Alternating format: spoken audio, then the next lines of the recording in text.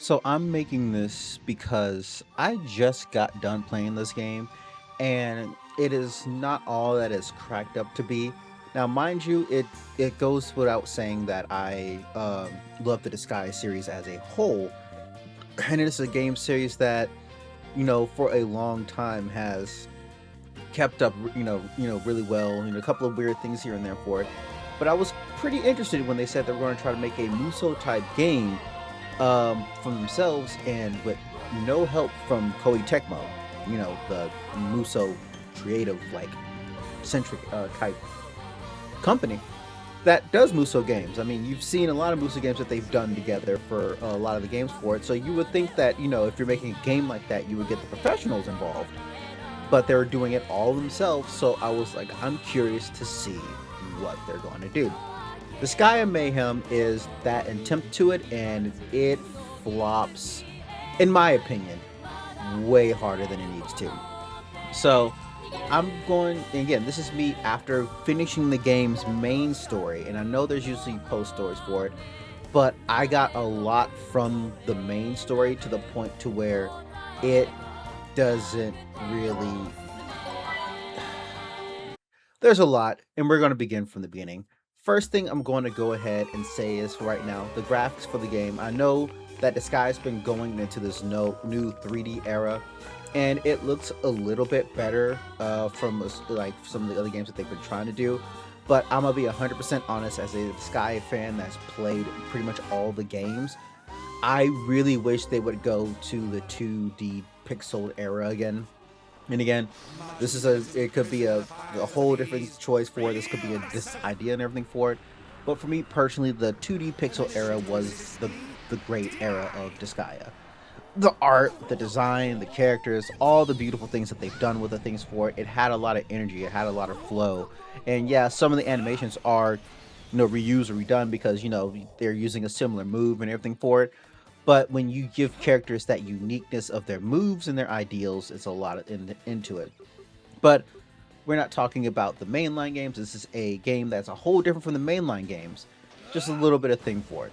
So, in Disgaea Mayhem, you play as NA, a merc for hire for the Overlord of the Road, Trishelle, who is here to go back to get pristine flan from I'm gonna just call it six bosses of the area, because that's all that you're gonna see him is. And that's all the main things for it. And all of them are making food puns from him. Like Rock Andy, Rising Kane, John Zuck. That was a funny one for me.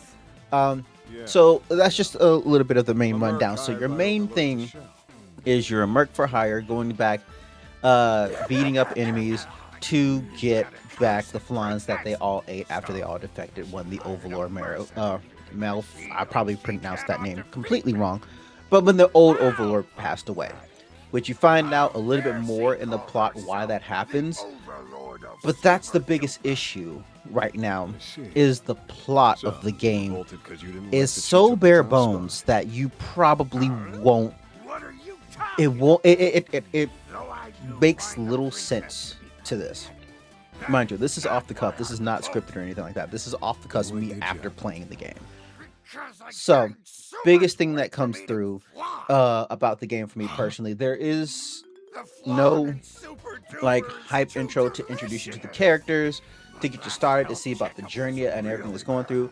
Most of these guys have like an intro that forward, or what they'll do is you'll start the game, do maybe a mission or two, and then they'll intro drop a little bit later into. I know Disgaea 5 did that, even though the intro is in the like main thing.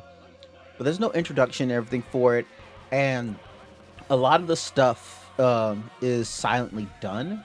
You don't get character interactions until like they actually do a cutscene for it, which I feel like the game could help out with, because if there's anything that you would want into the lore, they have it on like the side panel that explains everything. And if you're over here fighting and trying to read at the same time, having a voice would have been a better idea. It's just like what they do in any of the games for Koei Tecmo, and even if it's like Japanese and subtitled voiced, they at least have the dialogue vocalized in somewhat way, form, and fashion. Like, yes, it may be Japanese and stuff for it, but there's some voices happening when it comes through, right? So The main whole thing about a Musou game is usually your one character that's stupidly overpowered.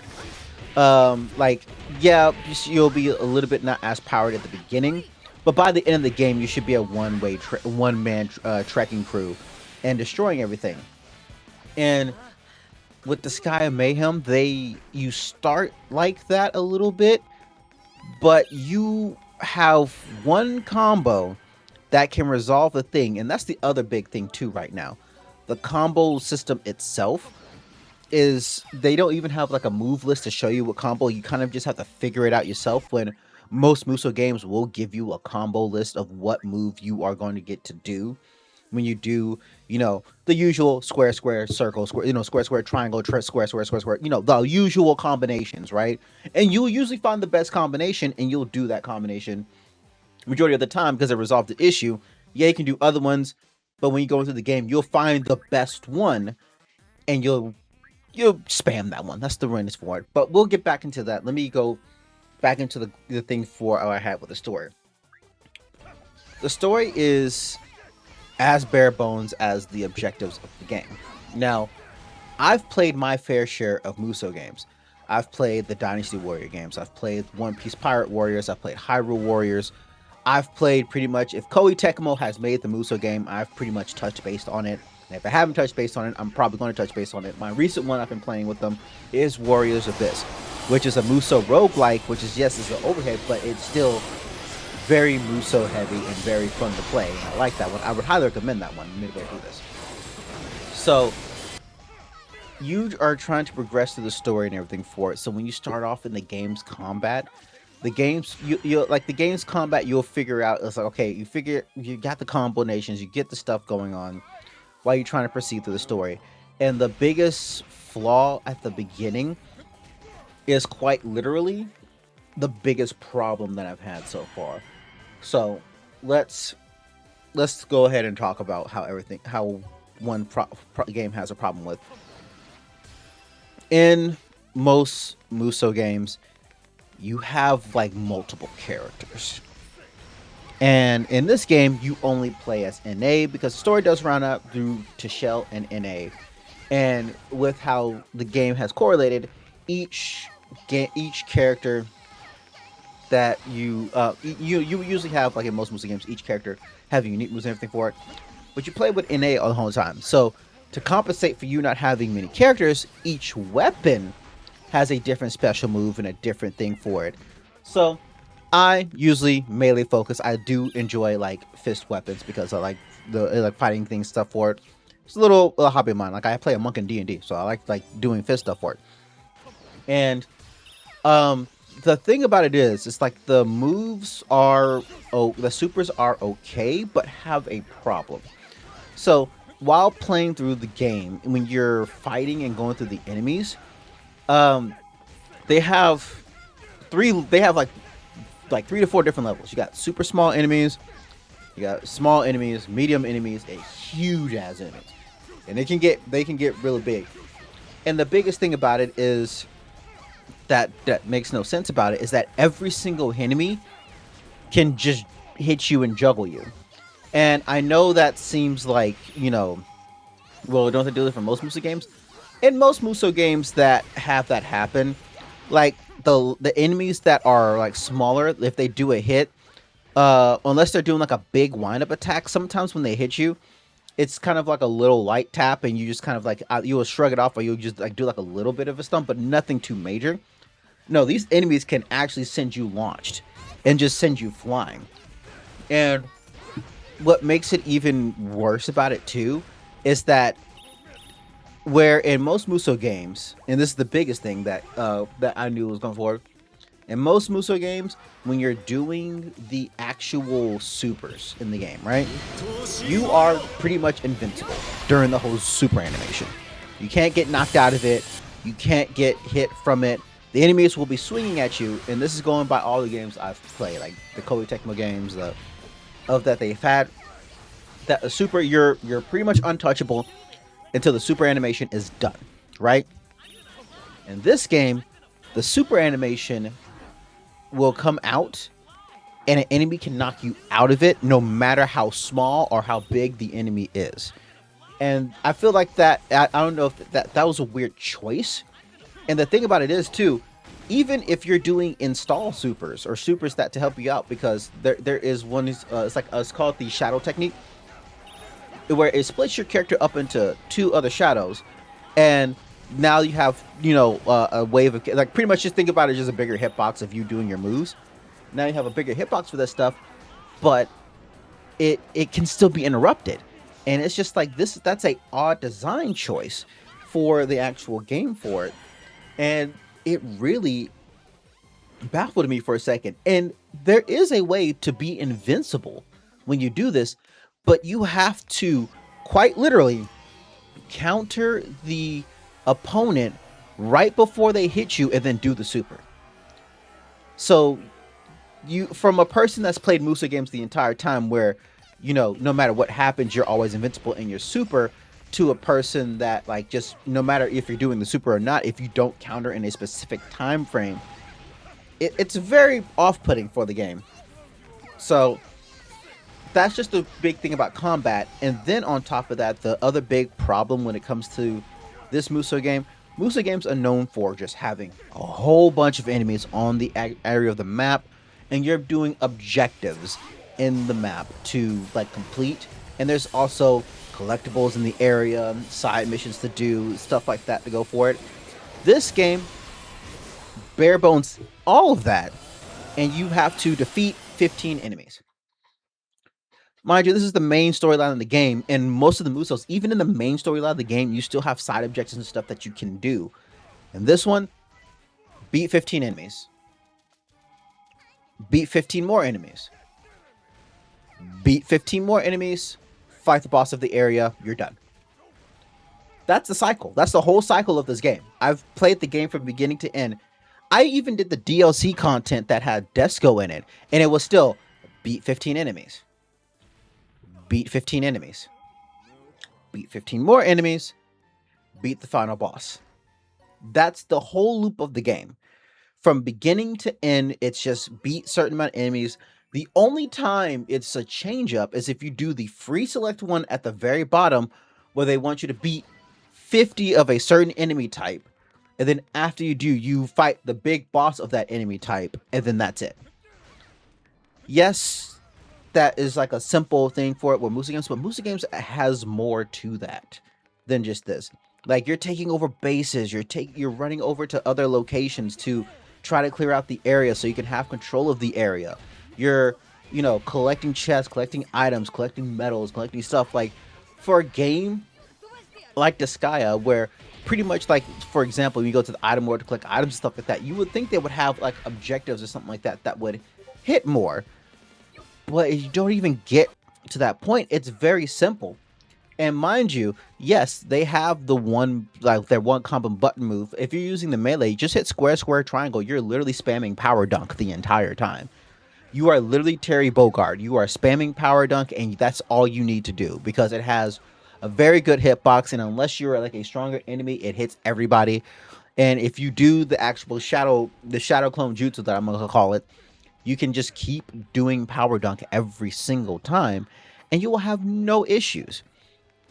So with that, it comes down to a point of, like, well, yeah, you have to go for it, but the game should make up in difficulty, right? It's Disgaea. The games should, like, ramp up in difficulty. Even in the main games for it, there's a point that the difficulties ramps up to where you have to grind and get some stuff for it. At least give you something a little bit different for it. Once you unlock the item world, which is very early in the game, mind you, if you quite literally do the item world, once you hit level 120, you can get through the entire story with no sweat off your back. 100% no sweat. Yes, you'll still get juggled and everything, but you're not taking any damage and everything for it. The only reason why I even did the item world early, I was like, all right, cool. This is a Musou game, so, damage and everything comes lightly. I want to make sure I just don't take as much damage. I'm going to go through the item, level up the weapon, and then be fine. Now, conventionally with the item world, when you're leveling up the weapon, for every floor you go up, that's, it kind of gains a level for it. So it will go up by how many floors you've actually climbed up in the actual thing. Some events make you give you extra boosts in levels and everything like that too. All of that. I did one item world for my fist item that I had started out with, and it goes by how many enemies you killed, not by the way the actual world would naturally go for it. And I know that you can get stuff like for most item worlds that like it goes by like how well you do, how well you get stuff for it. But I killed enough enemies in the actual item world itself that my weapon, where like in, let's say for example in Disgaea in 3 and 4, like 3 and 4 if I remember correctly for it. Okay, you can people can correct me in the comments. They tell you do the item world, get to floor 10. Once you get to floor 10, you can go into the next area, and that lets your weapon be like a level 10 weapon to let you know how that works, right? No, they give you 5 waves of like enemies variety. Either it'll tell you what's in there or it'll be randomized, and you beat up all these enemies and it levels up your weapon.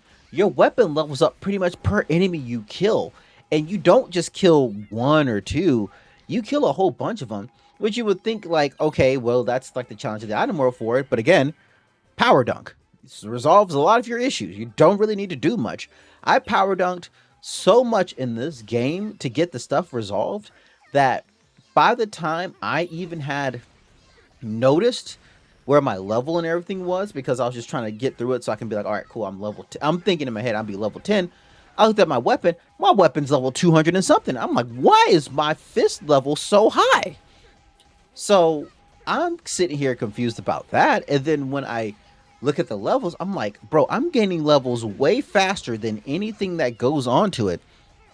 And by the time I'm done, by the time I finish like getting my gear set up, I was like already pretty much over leveled for the story. And that was like baffling. That threw me aback for a bit. I'm like, I'm over leveled for the story already? Because the first, like, John Zuck was actually a challenge because the item world wasn't unlocked at that time.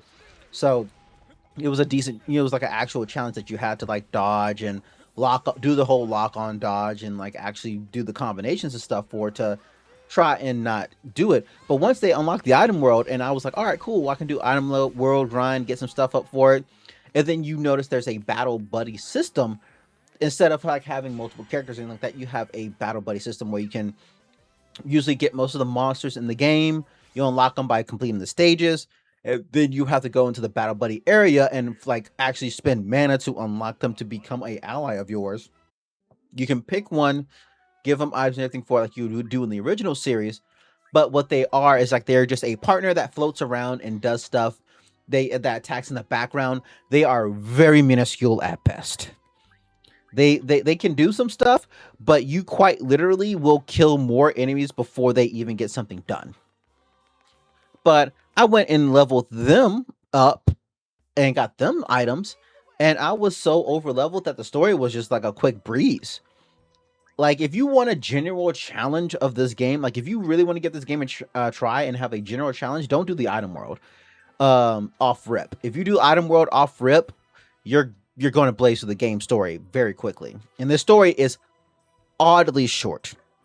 So the biggest thing about that makes it oddly short is that that's your comp. So if doing pretty much power dunk is your combo loop the entire way through, then you come through and get to the boss and then you beat the boss up. It's so short. This is the shortest Disgaea game I've ever played. Like, mind you, I played like all of the ones for it, and I played it in reverse order. So my first one was 3, then I played 4, then I played 5, then I went to D2, and then I went to 1 and then 2. Like, I kind of played in a weird way backwards for it. But like those games took time. Like, even with the story and getting the characters and the plot and everything for it, it took time. And that's, and that's me taking breaks and not no-lifing the game.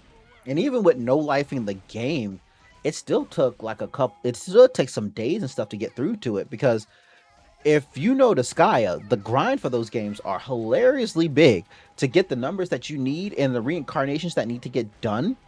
It takes a lot of effort and a lot of time to do something for it. Like, here's my Disgaea 4 file. Here's my Disgaea 5 file. And this one, with luck, the Sky 5 was the easiest because people make maps, and luckily they make maps that make grinding easier to get stuff done. So like you can do this like pretty easily. It's a little harder in some of the older games, but once you figure out how to do the actual stuff for it, you can get like all your characters going.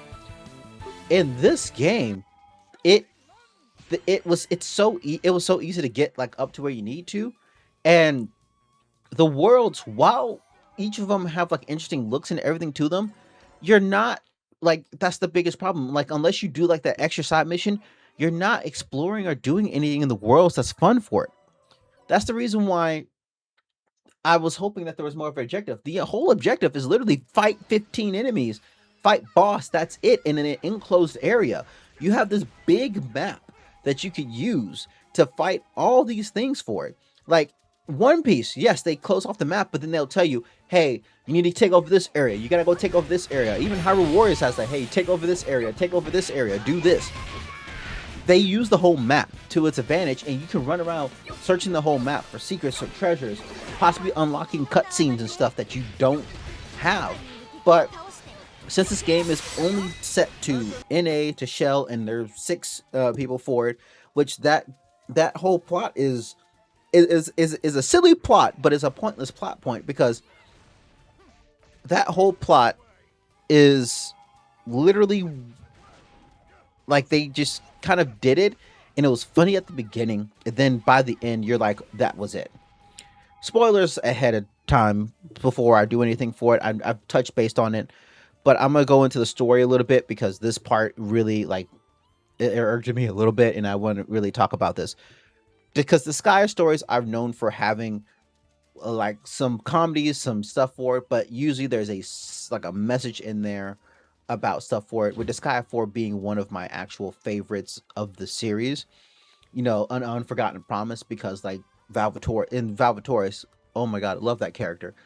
Has a whole thing about keeping his promises and words, do stuff for it while usurping the regime of everything going on in this world. But his main thing is keeping a promise, and you build with those characters. You build the whole learning about each and every one of them, and you go through this good journey for it. The whole thing about the Disgaea Mayhem is about Flan. You learn about how this world is literally Flan made. This world used to be like, if you know how the other nether worlds are, where they're just pretty much the strong defeat the weak. If you're not strong, you just get overran and everything for it. Usually how the nether worlds are. This one, the overlord prior to Shell was like, nah, Flan. Everybody's gonna have Flan. We'll have peace with Flan, and he did it. There was peace with Flan, but once he passed away, which they don't tell you till a little bit later, they were like, we don't, 6 of them were like, nah, that's not kosher. We're not gonna go do it. So you get to John Zuck, and John Zuck is like, why are you ask him, why did you defect? Like what made you defect over this? And he says, because Flan made him get too big. Okay, that's a pretty funny of a joke about that stuff for it. Then you get to the next person. Why did you defect? I defected because the flan's not hard enough. Okay, silly joke about the flan. Great for it. Go to the third one. Doesn't taste like sea urchin. Fine. And that's the main joke about like they have an issue with how the flan is. To Shell makes the flan that they want. They come back for it. And then it changes midway through the plot. Where on the 6th one is where it starts to not make sense a little bit for it, right? So you defeat the one prior to it. Pretty much was a contest of who makes the blessed flan. She wins that one, obviously because they do talk about slowly. Hey, the flan that you made, you're always in this temperature. I did a little bit of change in this flan. It was like a whole like Chef Ramsay thing for it, but it was very like a small detail of like, hey, she's very good at what she does because she gets it from her father.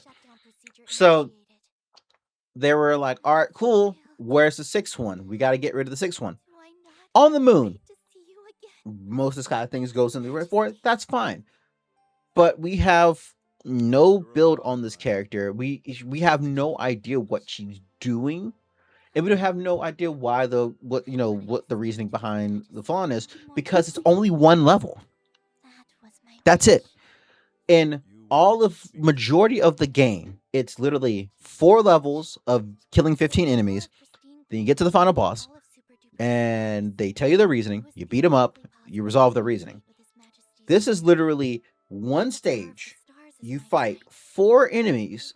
You fight 4 such a giant enemies, at least in 2 to 3 rotations, and then you fight the boss, which you figure out is pretty much a robot that ate the flan because they want to speak to the previous overlord because they died suddenly and they want to talk to them. Cool. We at least have an understanding for it. And you have to fight and stop them. You fight and stop them. And she then Tashel comes out, makes a flan, and the flan is to speak to the old previous overlord, but Tashel eats it, and he speaks to you about it, and he's like, you come to find out from the whole thing that him and Na, because they've had history, they do keep talking about this through the entire time, that him and Na had history. That's the reason why Tashel hires Na, is because her father was like, hire Na. He's like my BFFF. They have a whole BFFF gag about it. And they talk and they have a moment for it. Now, mind you, the actual robot girl that's supposed to be the one that really wanted to talk to him about it says maybe like one line about like everything for it. It doesn't even, go into detail or have like a moment to like, bond with it, because again, his spirit is into Shell when they do this whole thing. So Shell is talking. So the Overlord is talking through to Shell's body, and you learn quite literally, hey, by the way, I found out that from me and you talking in that there is a philosopher flan. So they literally use philosopher flan. So pretty much making a joke about the philosopher's stone. To save my daughter because she had an illness that she caught the constitution from my mother from this netherworld when I first came over here. And I fell in love with her. She winds up, passing down. She passes away after giving birth to Shell. Shell caught that same thing. I made a philosopher's font to not only give my life force to save to Shell, but to, keep this whole thing going on for the whole Neverworld for it. And I thank you, Na, because if I wasn't talking to you about that, I would have never thought about making this flan. And Na thanks him, and all else is ends well, right? You got all the flans back, you did everything for it. Wrong. This one random side character that was in the base that you talk to them about like why like people would like take stuff for it. And again, they don't have any build up, but they turn it to be this surprise last turn plot of a character that's the villain. Last turn plot, you never notice, you never see, like the entire time I'm doing the story, you never like get anything from them that they're supposed to be the villain. Like you could say like the mustache maybe like the thing that made it for villain, but you don't know. You never see it. So they take all the flan that you just collected. They go into the first map again, not even a new map, just the first map again to run away.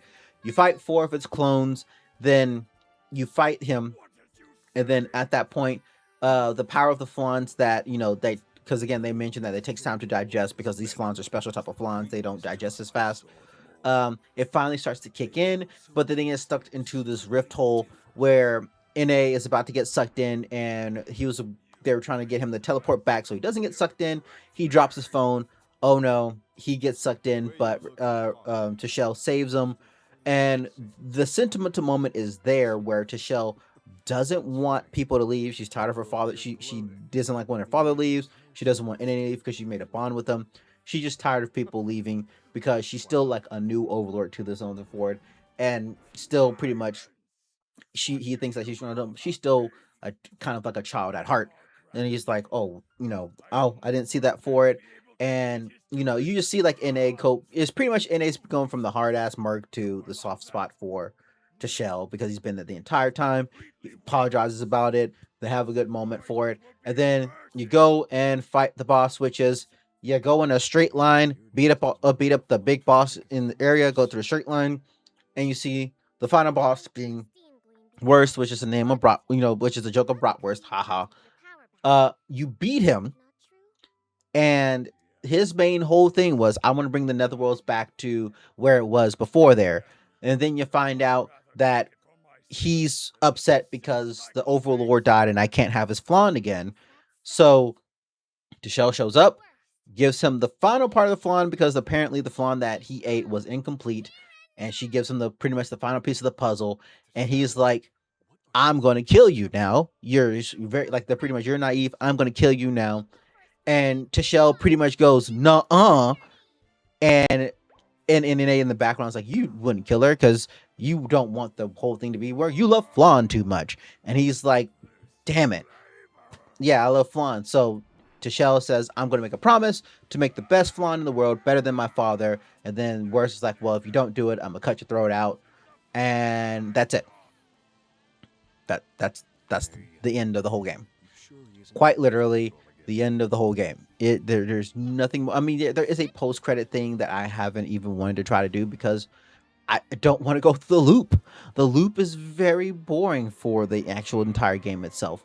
Like, you're you're doing this whole fight for the game, for the ending to kind of just be I'm gonna kill you. Nuh-uh. The hell you mean nuh-uh? Roll credits. Like, I'm serious. As soon as they say, well, I'm gonna hold you up to doing that thing for it, let's return in a credits rolls. 100% the credits rolls right there. And I'm sitting here looking dumbfounded. I'm like, that's it? That's the game that's where you want to end off in the game. Disgaea 4, you go through a whole journey with the Revolt. You go through many chapters with these characters. You go through arcs, and then you have like the villain, Judge, which you see them in the background the entire time, plotting and scheming and preparing to do stuff. And then you have a final showdown with them, and then they get a proper send-off for it, and then you have a credit roll-off, and then have thing for it, but you have a long thing for it. And I know it's supposed to be a Musou game, and Musou games are, repetitive at most, because that's what they are. Musou games, to me, are you turn off your brain, you hit a whole bunch of buttons, you have a good time, and then once you're done, you cut off the game, and then you go off and do something else for it. Musou games is like, if you don't want to think about that game, if you don't want to think about the combat, if you don't want to really think about the stuff for it, like, the Pirate Warrior games for One Piece are a very good example of, like, how to do a Musou game right. Like, you can, you go through and you go through a story, you go through an arc. The thing about it is, most of the Pirate Warrior games are literally the story of One Piece. And the cool thing about them is like, I can literally catch up to One Piece stuff that I may have missed because the games tell them very well. They tell the stories about what they're doing very well. And I can at least play it in a game form, so if I don't want to really have to watch the series or go through it, you can literally play the Pirate Warrior games. I think like 2 is the one that has his own different story, but 1 and 3 are literally like almost verbatim from the games, just like less of the comedy side. Like you'll see a couple of things for it, but it's like less of like the filler sides and stuff like that for it. You can literally pick up and like learn from that by playing that game. Here it's just like, I went in expecting at least a fun Musou game to where I can cut my brain off, and it was just more annoying. It was like a light Musou game. Like, it didn't have the energy, it didn't have the flow for it, and it didn't feel fun for it. Like, could you imagine, right? If they did a Disgaea Musou game where you have it to where you have all the Disgaea characters from all the series, each with different moves of their main weapon slot, like making it to where like you don't change out the weapons that they have, but you give them unique supers to their stuff for it, like over the top supers that they do, and going through and having a unique story that would work in the way of Disgaea with some, actual unforgettable music. You could even go get music from older games that from their series and put it in there for it. Like, it would be a fun time. Like, it would be a very fun time for it. Like, seeing what to do. And yes, you can magic change in this game. That's what the buddy system's for. You can still magic change in this game. But due to the fact of, like, the fist that I had that already did all the problems, I didn't even bother to do it. I did it once. for the boss for Jean Zuck, because I was seeing if the guns worked that well for it. They're ass. I'm gonna tell you this right now. They're ass. You could probably get used to it, but they're ass. Literally, just power dunk. You want to get through the game? Just power dunk. Don't go through the whole stress of yourself. Power dunk. You have a problem? Power dunk. You want to get that stuff resolved? Power dunk. That's all you need to do in this game. So, I'm going to tell you, from a fan to other people for it, if you want a light Musou game that has a little bit of Disgaea in it, I would wait until this game is like super cheap.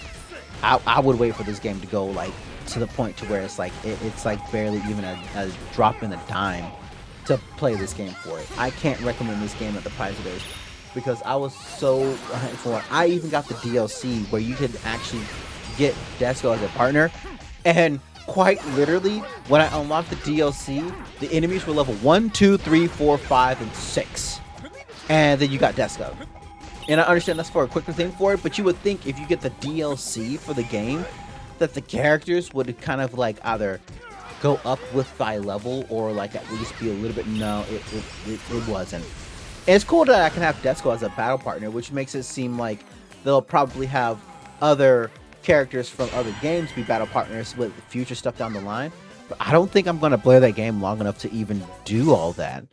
Like, I know there's a post prologue to where there's like a topping thing for it, but I was already just so miffed from the game itself that I really don't want to do the extra stuff for it.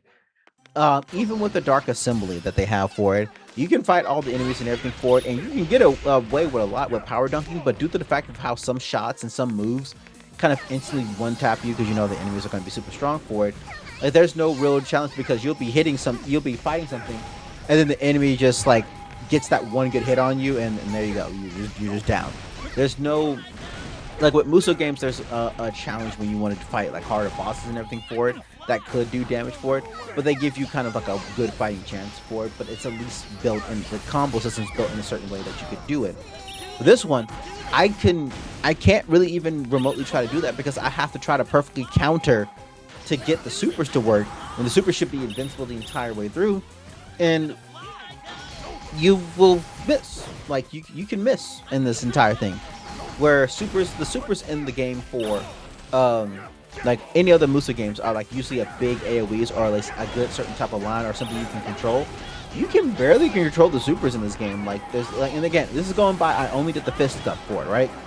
So you have like like the ones I've had so that I got was like a rapid kick, a dragon kick, triple strike, the lion's roar, which is pretty much a Kamehameha, and the shadow clone jutsu that I like to call it.